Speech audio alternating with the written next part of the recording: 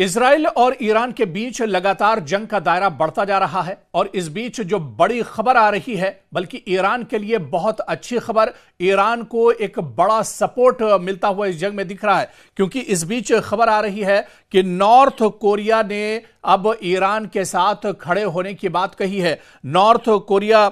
में Kim Jong Un ने कहा है कि अगर जरूरत पड़ी तो हम ईरान को लंबी दूरी तक मार करने वाली मिसाइल देंगे। जी हां, नॉर्थ कोरिया ने बाकायदा इस बात का ऐलान किया है कि वो इस जंग में ईरान के साथ खड़ा है और अगर जरूरत पड़ी तो लंबी दूरी तक मार करने वाले मिसाइल नॉर्थ कोरिया ईरान को एक तरह से देगा। तो यह बहुत बड़ी खबर है इजराइल और अमेरिका के लिए, एक बड़ा झटका, बेंजामिन नेतन्याहू और डोनाल्ड ट्रंप के लिए एक बहुत बड़ा झटका। जिस तरह से इससे पहले हमने आपको बताया था कि जंग से पहले चीन और रूस ने एक तरह से यह बात कही थी कि ईरान के ऊपर अगर जबरदस्ती जंग थोपी जाती है, अगर ईरान के ऊपर हमला किया जाता है तो फिर आलमी पैमाने पर इसकी मजम्मत की जाएगी। और रूस और चीन ने कहा था कि वो फिर यह सोचने पर मजबूर होंगे कि वो ईरान के साथ इस जंग में एक तरह से खड़े हों। और जिस तरह से माहिरीन का मानना है कि ईरान जितनी मजबूती के साथ यह जंग लड़ रहा है, ईरान जिस तरह से लेटेस्ट हथियारों का इस्तेमाल कर रहा है,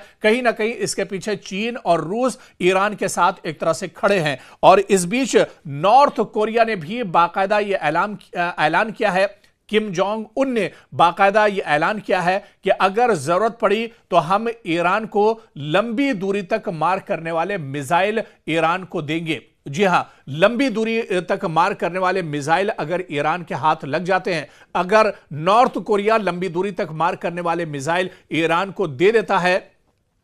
तो फिर एक तरह से ईरान के निशाने पर सीधे सीधे इजराइल होगा। इजराइल के वो तमाम शहर होंगे जहां तक ईरान लंबी दूरी तक एक तरह से मार कर सकता है। हालांकि अभी आप देखिए, मौजूदा वक्त में ईरान के पास ऐसे मिसाइल मौजूद हैं जो, या ऐसे ड्रोन भी मौजूद हैं जो तल अबीब और हैफा को एक तरह से निशाना बना सकते हैं। और आप देखिए कि तल अबीब के अंदर कितनी ज्यादा तबाही मची हुई है, क्योंकि ईरान का इजराइल का जो डिफेंस सिस्टम है वो पूरी तरह से फेल हो गया है। इजराइल का जो डिफेंस सिस्टम है वो नाकारा हो चुका है और ईरान की तरफ से जो मिसाइल या ड्रोन मारे जा रहे हैं उन्हें एक तरह से इंटरसेप्ट इजराइल नहीं कर पा रहा है, या इजराइल के जो डिफेंस सिस्टम है वो एक तरह से ईरान की मिसाइल और ड्रोन को नहीं रोक पा रहा है। और इसके बाद जिस तरह से नॉर्थ कोरिया ने कहा है कि अगर जरूरत पड़ी तो लंबी दूरी तक मिसाइल नॉर्थ कोरिया ईरान को देगा, यानी ईरान के पास अगर लंबी दूरी तक मार करने वाले मिसाइल आ जाते हैं तो फिर पूरा इजराइल एक तरह से तबाह हो सकता है। इजराइल में जाहिर सी बात है बहुत ज्यादा तबाही मच सकती है। हालांकि अभी भी जितनी सकत ईरान के पास है, जितनी ताकत ईरान के पास है, ईरान के पास जो भी असलहा और गोला बारूद है, उसके जरिए से ईरान इजराइल पर लगातार हमले कर रहा है। लगातार ईरान के जो मिसाइल और ड्रोन है वो तल अबीब और हैफा में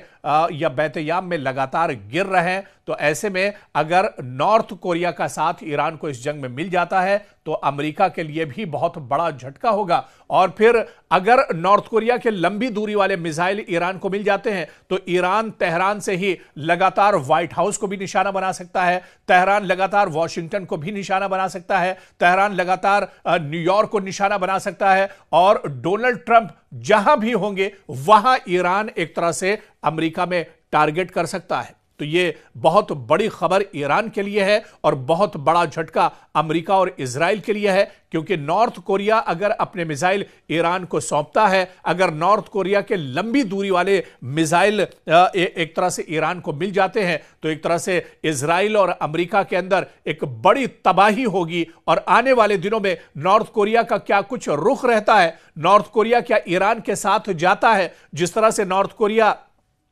की तरफ से यह बयान आया है, तो क्या अपना असलहा और गोला बारूद भी, अपने लंबी दूरी की जो मिसाइल है वो भी एक तरह से नॉर्थ कोरिया ईरान के हवाले करेगा, ईरान को देगा और इस जंग में नॉर्थ कोरिया ईरान के साथ खड़ा होगा? यह देखना भी आने वाले वक्त में बहुत अहम होगा। ईरान की तरफ से जो मिसाइल या ड्रोन मारे जा रहे हैं उन्हें एक तरह से इंटरसेप्ट इजराइल नहीं कर पा रहा है, या इजराइल के जो डिफेंस सिस्टम है वो एक तरह से ईरान की मिसाइल और ड्रोन को नहीं रोक पा रहा है। और इसके बाद जिस तरह से नॉर्थ कोरिया ने कहा है कि अगर जरूरत पड़ी तो लंबी दूरी तक मिसाइल नॉर्थ कोरिया ईरान को देगा, यानी ईरान के पास अगर लंबी दूरी तक मार करने वाले मिसाइल आ जाते हैं तो फिर पूरा इजराइल एक तरह से तबाह हो सकता है। इजराइल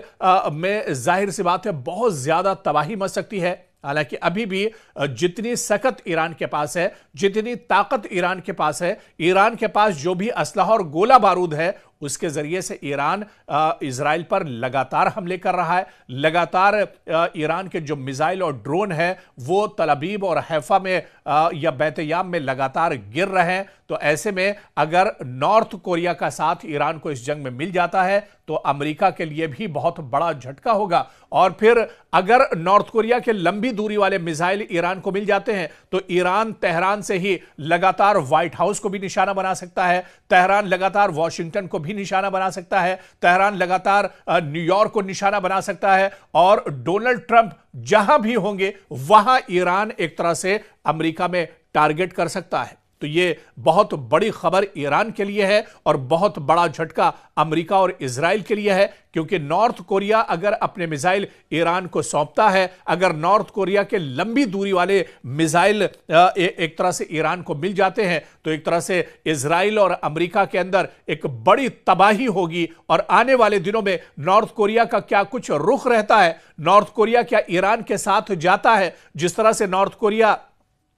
की तरफ से यह बयान आया है, तो क्या अपना असलहा और गोला बारूद भी, अपने लंबी दूरी की जो मिसाइल है वो भी एक तरह से नॉर्थ कोरिया ईरान के हवाले करेगा, ईरान को देगा, और इस जंग में नॉर्थ कोरिया ईरान के साथ खड़ा होगा? यह देखना भी आने वाले वक्त में बहुत अहम होगा।